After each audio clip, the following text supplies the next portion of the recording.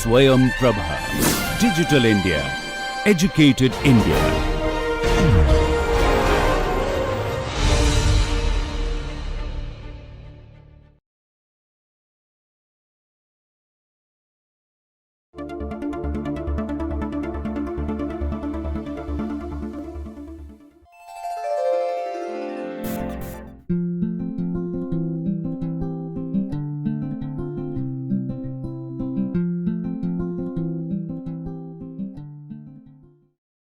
Welcome to NPTEL, the National Program on Technology Enhanced Learning.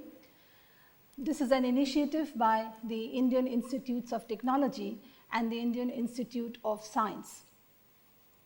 As you are aware, we are in a series of lectures collectively entitled Cultural Studies.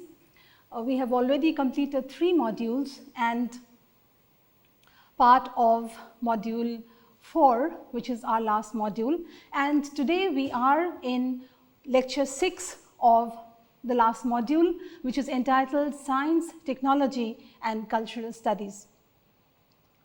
As always, let us do a recap of what we did in the last lecture. The last few lectures, you would remember, were devoted to largely to media, to cultural forms, to cultural industry, to television. Okay? Today we are going to go into another dimension or another area within this module.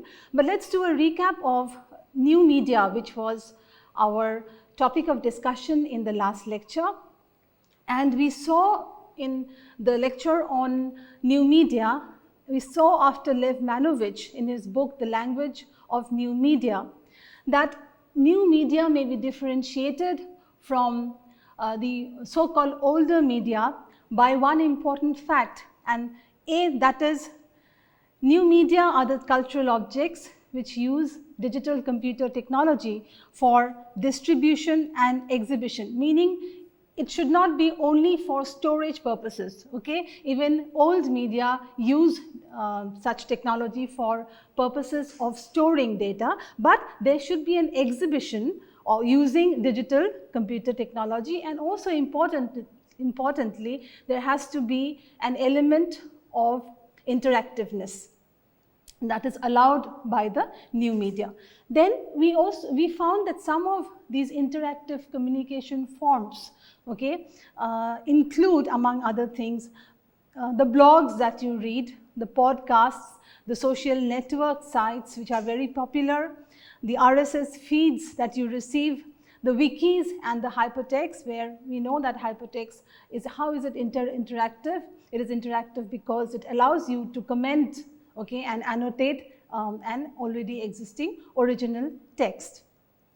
And so what are the things that are, or forms that are not included in the new media? Those forms, media forms that are not included in the new media are television programs. Look at this slide, please. Television programs, feature films, magazines, books, and the important point here being that computing for production and storage are used all right, but not for final distribution. Then we also found that mass media and new media may be termed or may be described also from the point of view of the nature of their industry, and these are that mass media is to do with modern industry, with standardized goods, homogeneous consumers, right, which has, as we found in the last few lectures devoted to media forms, cultural industry, which have received a good amount of critique from scholars. The new media is to do with postmodern industry, where we have segmented goods and segmented audiences instead of homogeneous goods and audiences. This also gives rise, as we saw in the last lecture, to new modes of production and new regimes of work. Fine, so I hope this brief recap, by new media, we've already touched upon some of the things that are going to come up in our next few lectures, which is, science and technology, cyber culture, etc. Okay, so we are well within, the new media is really sort of bridging the gap between old media and science and technology. So this lecture is entitled Science, Technology and Cultural Studies. Many of you may be aware of STS, which is Science, Technology and and Society. That is the sociological exploration of science and technology, also as many call techno science. Okay, so what are we doing here? Are we simply repeating what STS tells us, or social studies or of science and technology tell us? We're not exactly doing this, and as we saw with other forms of culture and media and other domains, you will find that also here also we are trying to really carve out a niche for cultural studies and to show you the difference between a cultural studies exploration of science and technology and an STS exploration of science and technology. So as always, let's declare the key source texts in this lecture. There are many books, of course, that we can use when we talk about science, technology and culture, right? Or even science, technology and society. But for the purposes of this lecture, I shall be bringing in essays on science, technology and society and culture, which are included, for instance, in Toby Miller's edited volume, A Companion to Cultural Studies, and Simon Deering's Cultural Studies Reader. Fine. So before we move into the cultural analysis, okay, of science and technology, very briefly, let's talk about a domain with which we happen to contrast it, that is STS or Science, Technology and Society. STS has as its objective, of course, science and technology. Its method is an empirical one, okay, where there is an investigation of the practices, workings and materialities of science and technology. For instance, Laboratory Life, for instance, by Bruno Latour is one seminal book in this domain, as also so many other books that he has written. We are looking at the practices done by, carried out by scientists in their laboratory. We are trying to look at the laboratory not as a neutral place. We are trying to look at the laboratory as a cultural space, okay? And the meanings that emanate, the methods that are used are put into scrutiny. And many say, that's point number 3, many say that the methodology is quite akin to an ethnographic one, okay? Now, why did we require social studies of, of science and technology, or STS, or now today contemporary cultural studies of science and technology? Now, this was largely as a reaction to a school of thought, okay, or a movement, so to speak, in science and technology, which was known as positivism, okay? So let us look first at what this movement was, against which we find a scrutiny, okay, an imperative in scholars to scrutinize, okay, the workings of scientists, to scrutinize, the philosophy of, the philosophy of science helps us to scrutinize these things. So first we are going to therefore look at positivism as a school. Now, as a movement, positivism looks at science, as distinct from other areas of human creativity. Science under positivism is something that is, sacrosanct, right? The activities of scientists are sacrosanct activities. After all, why? Because they are supposed to give us, quote unquote, the truth, right? So science was therefore demarcated as a distinct or an activity distinct from other areas of human creativity. This also meant that perhaps we could not receive, apart from religion maybe, particularly in the 19th century and in some cases even today, science was seen as the domain that could give us truths, right? And hence the word positive, okay, positivistic. Second, they also saw science as having a methodical uniqueness, a methodological uniqueness, sorry. So this methodological uniqueness, was seen to be something that only science had, Okay, it was sort of the, it was the precious tool of the scientists, and this uniqueness was also found, believed to be one that was again sacrosanct and one that could not be questioned. Why? Because after all, scientists were trying to give us the truth. Then there was an infallibility about science and monism. There was an observation, there was an understanding or of observation as being theory independent, okay? That theory would not color empirical observations of scientists, right? And the facts that were given by scientists were also claimed at least to be value neutral under a positivist framework. In that sense, the narrative, therefore, that comes to us of science is one that is progressive and one that is linear. The belief within this framework is this, that science gets better and better, with time. Science is progressive in the sense that knowledge grows progressively, almost in a linear fashion, okay? So which meant that yesterday's science cannot be better than today's science. So you see, this was this kind of thinking about science, which we called not simply science, of course, even other domains, social sciences, we call positivism, and a sort of radical positivism was what propelled the study of the social study of science and technology. Before this, we did have, since the Greek times, we did have the philosophy of science being a very important part, so much so that many do not want to sort of want to demarcate two separate areas of philosophy of science and sociology of science, okay? Now, together, if you look at it in a liberal sense, together the philosophy of science, the sociology of science, and the cultural studies exploration of science form a very important, a very powerful domain in critiquing of both axioms and postulates in science of, as it said, mentioned here, infallibility as far as science is concerned, and cultural studies, you could, very safely say is the latest entry into this critical enterprise. Right. One of the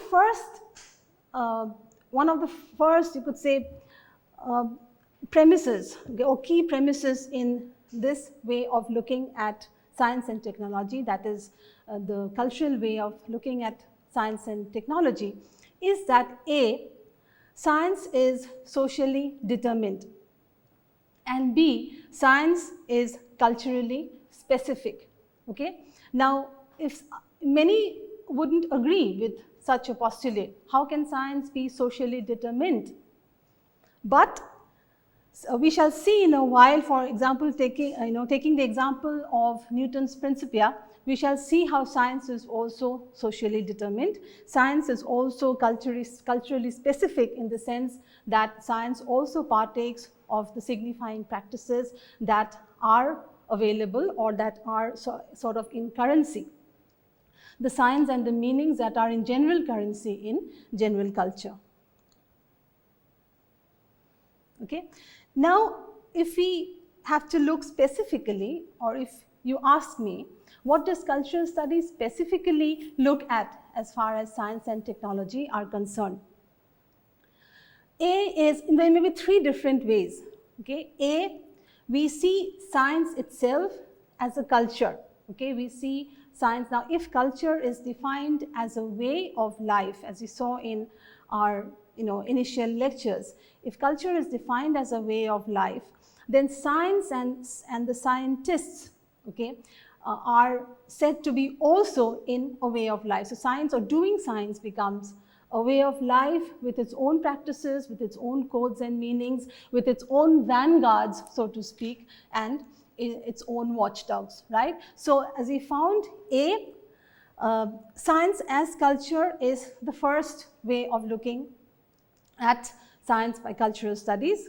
Second, science and technology or techno-science, which many people use the word techno-science today, okay, saying that science and technology can really not be separated. So science and technology or techno-science is seen as also shaping culture. That is the second way of looking at science and technology from a cultural studies perspective.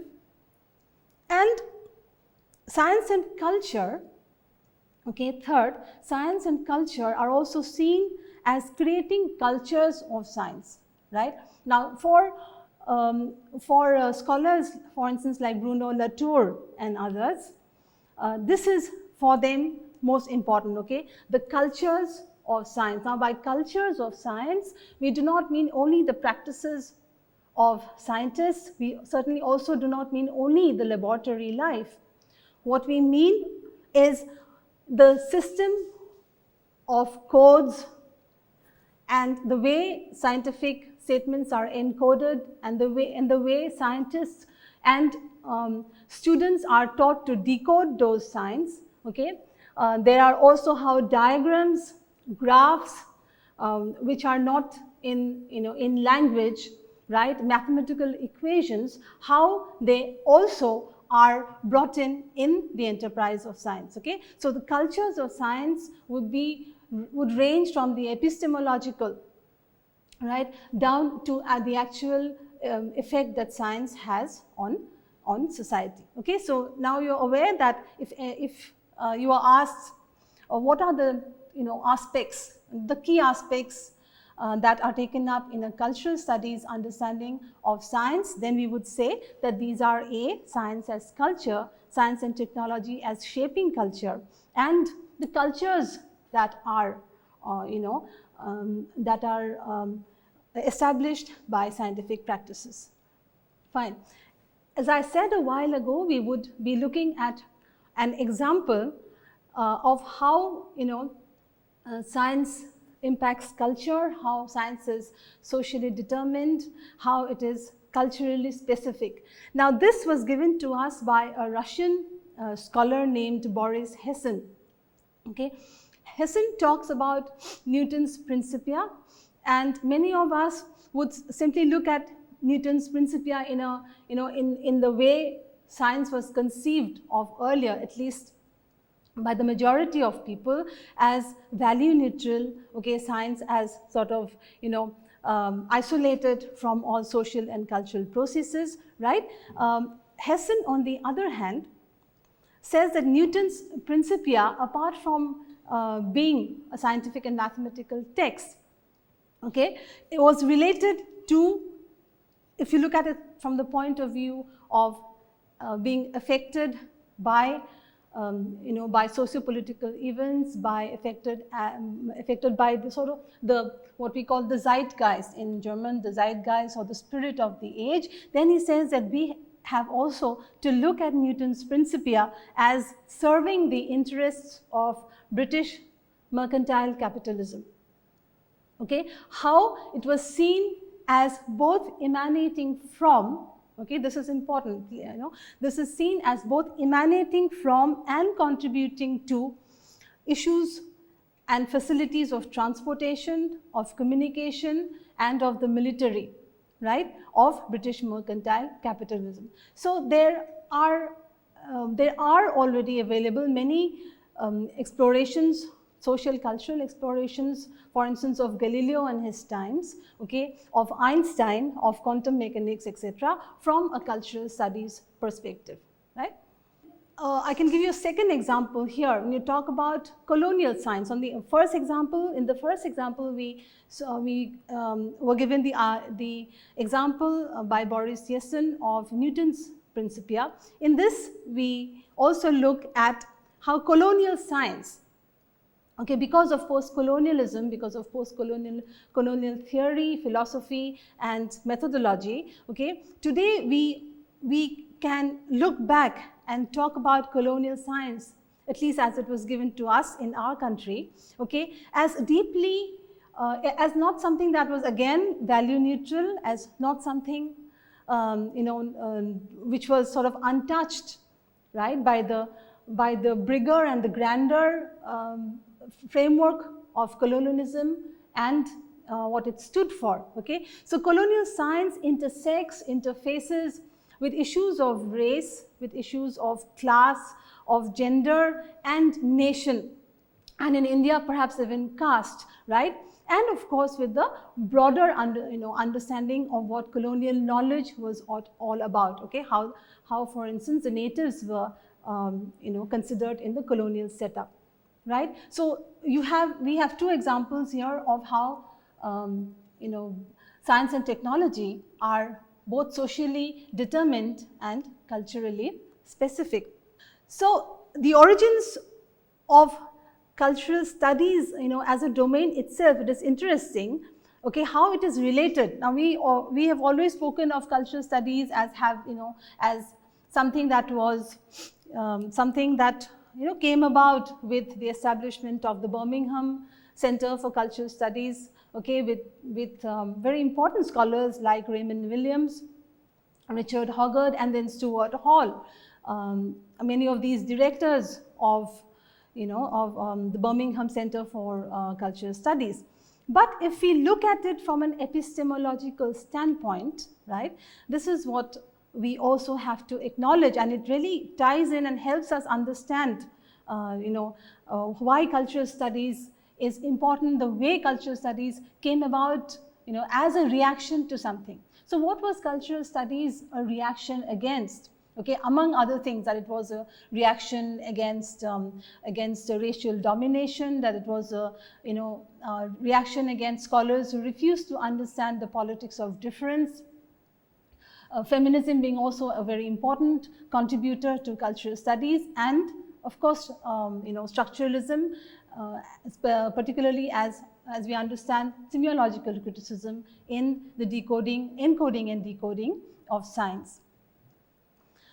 These are the two important, also additional important, and as I mentioned earlier, epistemologically these are very important. Why? Because cultural studies is often, that cultural studies is, among all other domains, is akin to sociology. So much so that many say that there is no need, okay, for cultural studies, because sociology kind of embraces, okay, many of the areas that are discussed under cultural studies. Now, obviously, cultural studies as a domain has striven, has made all attempts to carve out its own niche, to say that no, we are a different domain altogether. We may be akin, because if you remember the first or second lecture in this series, okay, we have discussed the sheer, interdisciplinary character or nature of cultural studies, and we had said that many even call it a post-disciplinary enterprise, right? So in that sense, okay, we could say that it is quite legitimate for cultural studies to, if not to borrow, then to carry on or to extend some of the domains of study and exploration that have been there hitherto in areas, more established areas like sociology or anthropology. Okay, so it is called, let's look at this slide please, it is called often an insurgent sociology. Okay, that is a domain that rebelled against a particular way of looking at society, which was called the functionalist way.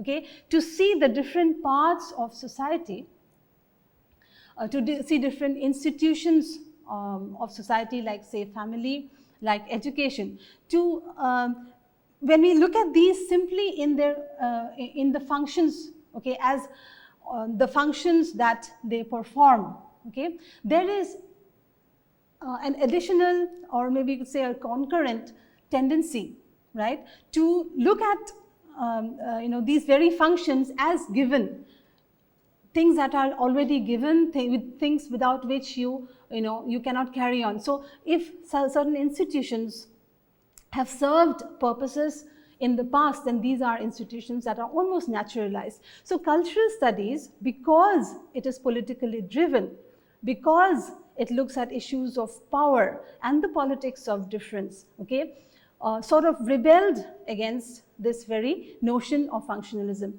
This notion of functionalism is also positivist in its epistemology, making in that sense, or also showing that if science is value neutral, then those things which have been functional in society can also perhaps be value neutral. This is what, or this was one of the motivations among others, okay, for many scholars moving from literature, for instance, to cultural studies, many people, scholars moving from sociology, anthropology to cultural studies. One of the reasons may be, it's not to say that there is no dissent, there is no critiquing, okay, in these more established domains, but the critique is far more radical, the critique is far more strong, okay, as far as these domains are concerned. Second, cultural studies also came about as a critique of instrumental rationality. Now, instrumental rationality is different from critical rationality, okay. We call, we term areas or methodologies like Marxism, for instance, we label them critical rationality. Why? Because they are essentially scientific, they are essentially rational in their approach, yet they are not instrumental, okay. Rationality becomes instrumental when there is sort of a technological, scientific domination, when there is a strong bureaucracy that is again based on technological and scientific domination, okay. So cultural studies came about as a critique of instrumental rationality. It is not to say that Marxism, okay, did not critique instrumental rationality, okay. In fact, Marxism continued, okay, as a critique of instrumental rationality, and you are aware that one of the most important sources of inspiration for cultural studies has been Marxism. We know that many scholars, for instance, in cultural materialism, as given to us by, the exemplars here being scholars like Raymond Williams and Richard Hoggart, okay. So one of the key inspirational forces or methodologies, epistemologies, if you will, okay, has been the critique of an instrumental sort of rationality, okay. So to sum it up, really, cultural studies is seen as originating, apart from all other all other reasons, also seen as originating from a dissent or a sharp criticism of instrumental rationality and a functionalist sociology.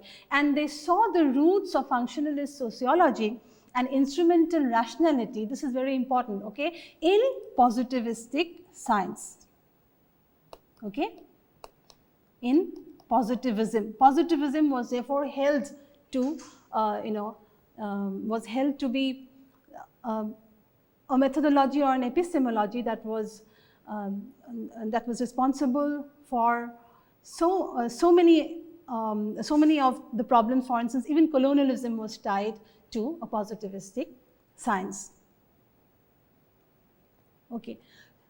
Therefore, again to move on, and if cultural studies looks at the particular, if cultural studies is interested and rightly so in the micro levels, okay, universals is something that comes into sharp criticism or critique from a cultural studies a methodology or a cultural studies critiquing of science and technology, okay.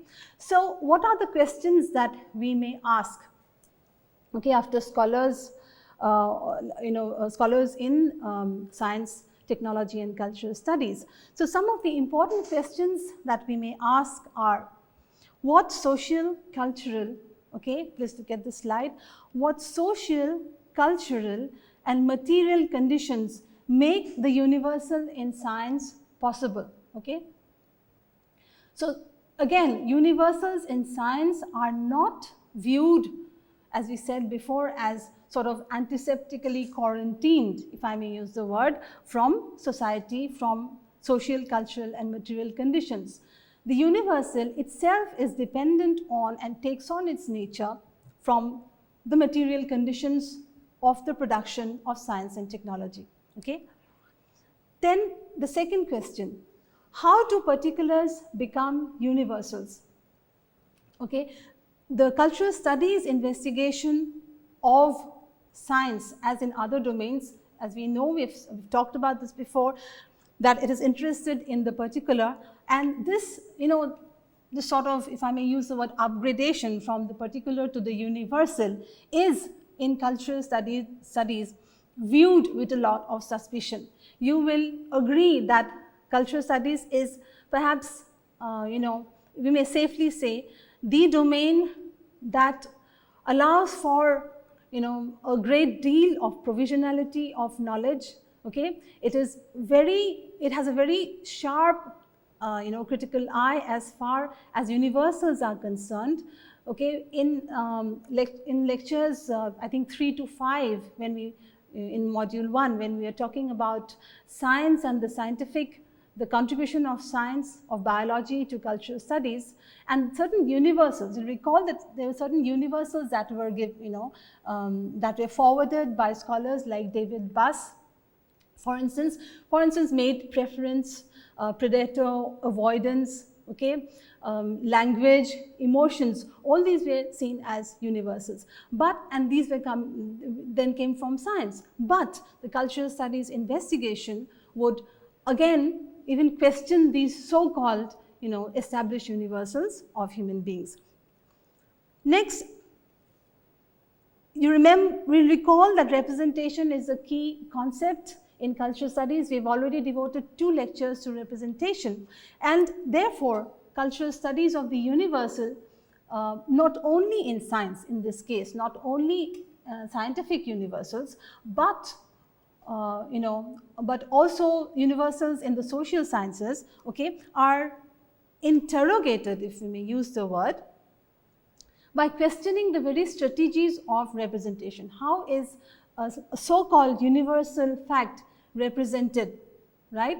How does it come about in the first place? We are now going, after a little while, we are going to look at, scholars who have said that equations, diagrams, graphs, and the written word in science are different media, and they are different strategies of representation, right? And if these media are heterogeneous, then there's a need to look at how they finally coalesce together to give a certain universal, right? Okay, so we move on to the 4th point, which goes like this: what are the mechanisms by which the universal is given authority? So after looking at the strategies, okay, after exploring the strategies of representation of the universal, then we also know that the universal is sort of legitimized, right? The universal, is given authority. Now, cultural studies would look at this. How is a scientific universal, okay? What are the mechanisms by which these universals are given authority? These universals are given credulity, okay? And eventually they are taught, they become part of canonized education, right? And finally, and not the least, because this is, I think, maybe as far as cultural studies proper is concerned, could be the most important point here.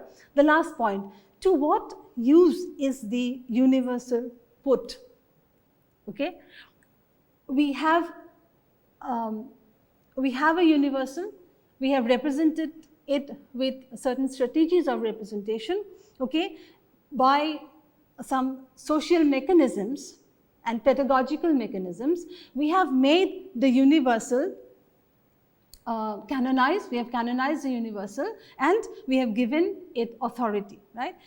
Finally, this authority and power that the universal has, right? To what uses are it put? What uses are these universals? Are these universals put? Okay. So if Nazi science, for instance, in the time of Hitler, gave some universals, okay, some universals regarding certain races, okay, as being, superior to other races, okay, then we shall have to see how those universes were created, what went into, what was the kind of science being practiced in the times of Nazism, okay, that would give rise to an idea of the ideal or the most superior among all human beings, the most superior race, which would lead also to the extermination of some races, okay, or some peoples in the world. Now, the moment I say Nazi science and the cultural exploration of Nazi science, it is easy perhaps for you to to accept it. Why? Because you knew that the terrible excesses, okay, of Nazism were so wrong, were so very unacceptable. Okay, what is more difficult is, as scientists, you're scientists and technologists, what is more difficult is to be self-reflexive and to look at your own work as also socially determined or also culturally determined, and also as this last point here, being put to certain uses, right? I would say among, not if not all, among most of the domains that you've studied so far and you are going to study in cultural studies, in this course in cultural studies, what should be of most interest and use to you, okay, is the cultural studies investigation into science and technology. So far what have we found? We have found that like STS or science, technology and society studies, also STC or science, technology and cultural studies, okay, looks at science and technology or techno-science, okay, as culturally determined, culturally conditioned, socially determined, having strategies of representation, okay, there being mechanisms of giving authority and power to to science and technology, and particularly to universals, so much so that the so-called universals are seen to be infallible, okay, and value neutral, right? And of course, you also have to see to what uses are these science and technology products put. So these are essentially the key focus areas of cultural studies investigation into science and technology, right? Therefore, they come up with an important proposition like this. Cultural studies says that scientific reason too, by which or about which we have, many of us have an unfailing trust, right, which is in many ways a given to all of us, is also, now you may find this a little difficult to accept, but when we say that scientific reason is also a cultural belief, right, many would even be more radical and go on to call it a myth, right? But if it is a cultural belief, it means this. It doesn't mean, now this is very important, many would like, so to speak, to throw the baby out with the bathwater and say that, oh, scientific reason is just a belief, like many other things. For instance, it is just a myth. But when we say that scientific reason is a cultural belief, what we mean is it is culturally and socially determined, okay? And this is something that, increasingly, even many scientists, right, are beginning to explore. There are these areas, these interfaces between science and philosophy, between science and sociology, between science and anthropology, and science and cultural studies. There are many scientists as well as philosophers, okay? There are also people from literature who are working in the interfaces between science and respectively all these other domains. Now, as far as the construction of identity is concerned, you know that identity and subjectivity are again two, like representation, two very important concepts. They form the key concepts among other concepts in cultural studies, and cultural studies exploration of science and technology also points to the fact that issues of identity and subjectivity of ourselves as human beings is also tied to science and technology. For instance, if we ask a question like this, what is it to be a human being?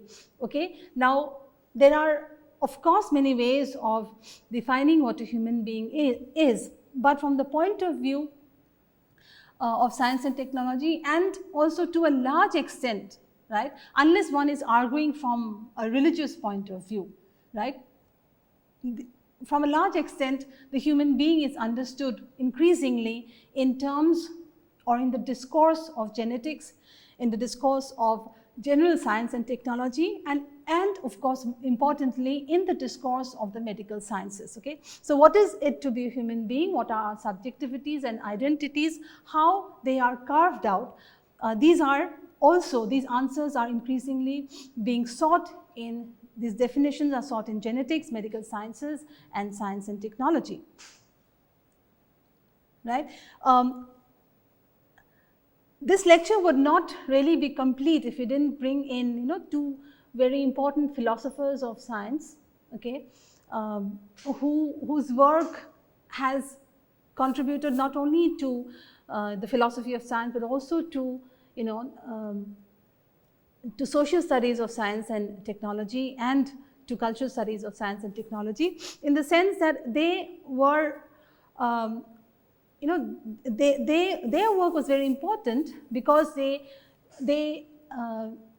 tried to shed light on science as an enterprise, okay, so on the epistemology of science, on the methodology of science. Okay, and interestingly, both Popper and Kuhn again were so different in their formulations. Okay, now whereas for instance, what was the way of, the traditional way of looking at science? You remember just a few slides ago we found that the traditional way, the positivistic, right, the positivistic way of looking at science, or positivistic science, considered science as progressive, as linear, okay, considered science as science is growing in a way in which each new thing was as a given better than the previous finding. Karl Popper, as a philosopher of science, talked about falsification as the method, okay, of the narrative of science, or the method of scientific progress, and he says that science doesn't happen by convergence, but it happens by divergence. He says that there has to be a falsification. Your theory would have to be falsifiable in order to be deemed a science at all. Now many find this a little paradoxical. If it is falsifiable, right, then how is it science? Okay, but Popper would say that that is in the very nature of science, and by doing this, by the falsifiability test, he was performing a very important, or making a very important contribution.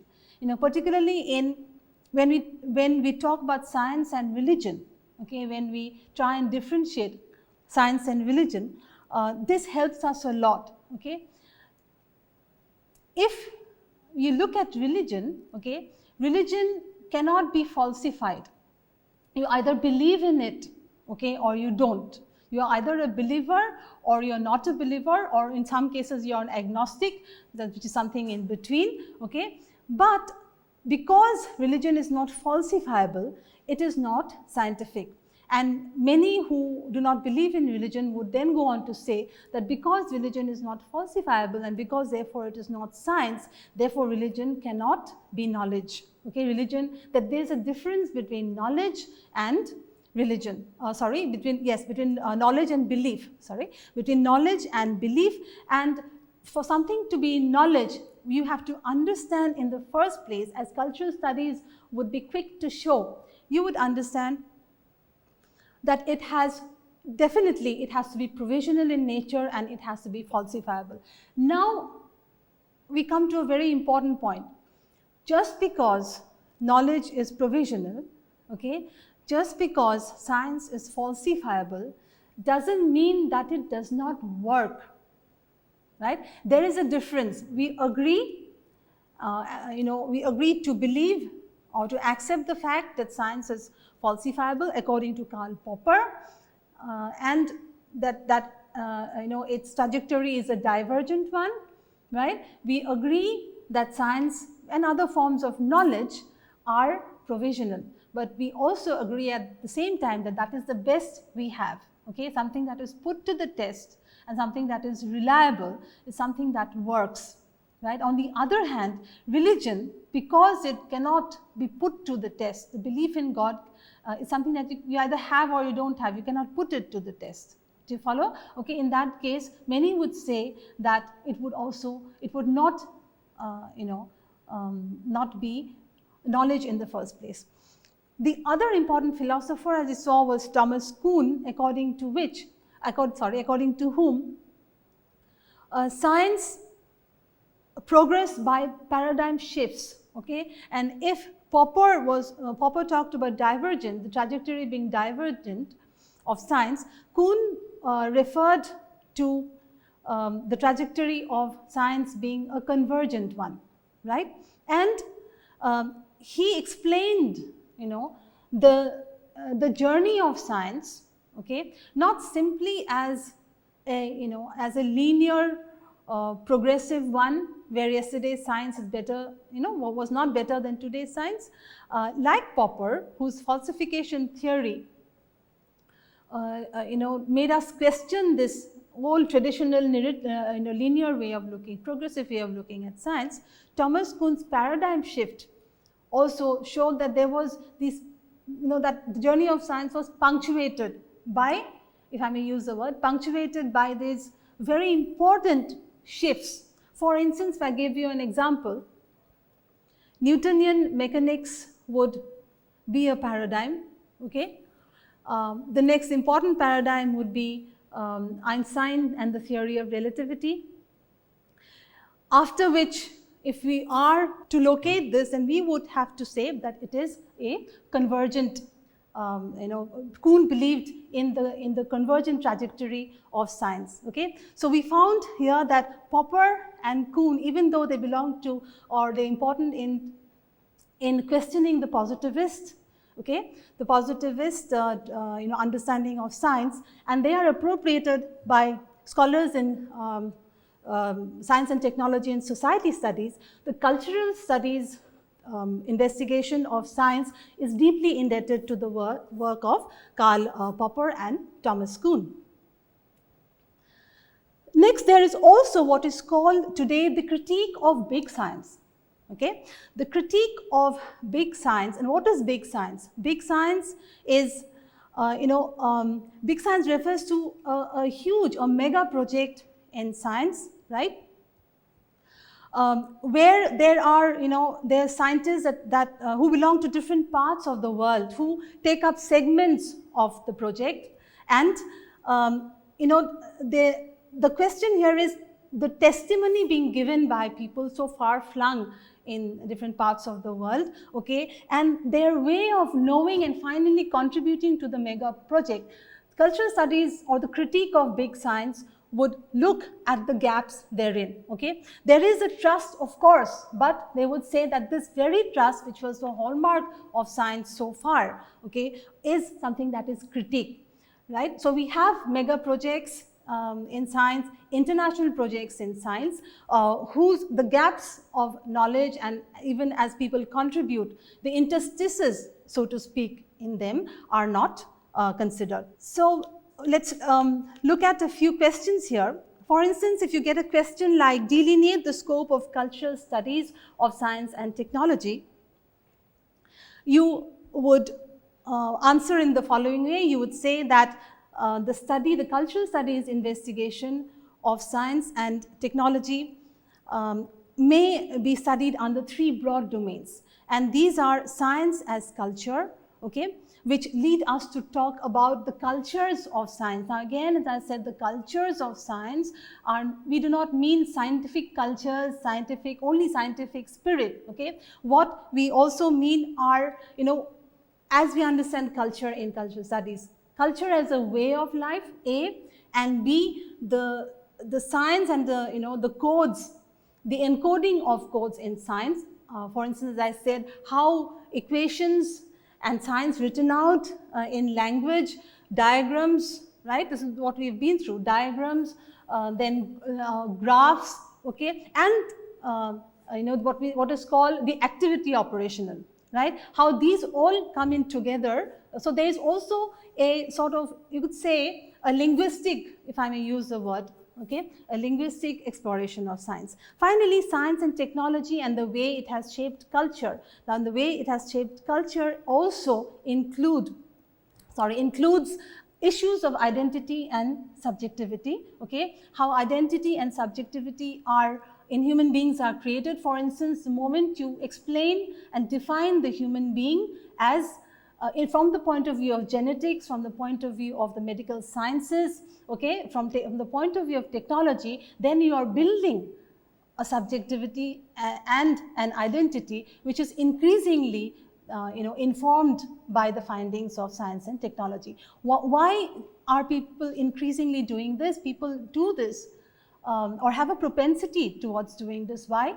Because science is shown to be value neutral. Okay, science is shown, to be isolated findings which are not related, to, or which cannot be conditioned by science. But in the case of Newton, for instance, his Principia, we found that how it contributed to British mercantile capitalism, and at the same time was informed by it, right? Finally, last question, how does technoscience mediate subjectivity? I said technoscience mediates subjectivity. If we ask the question, what is it to be a human being? Increasingly, answers are coming from the medical sciences, from general science and technology, and from genetics. So, as with many lectures and as with many, on many occasions, we have again just been able to unpack science and technology studies. My hope is many of you would go on to read important books in science and technologies.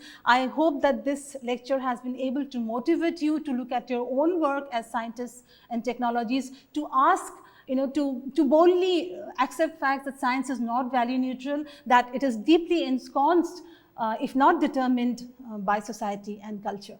Thank you so much, and we shall meet in the next lecture.